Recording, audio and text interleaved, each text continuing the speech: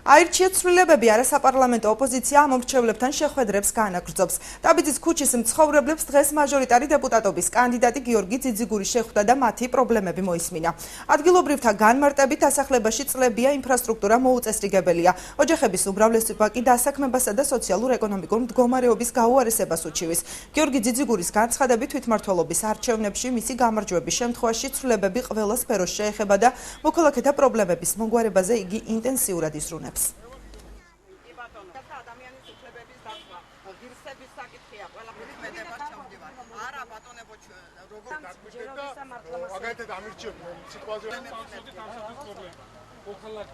გზებია გასაკეთებელი, ეზოებია გასაკეთებელი, სადარბაზოებია გასაკეთებელი და ბევრი რამაა რა ყველაფერი გასაკეთებელია თავიდან.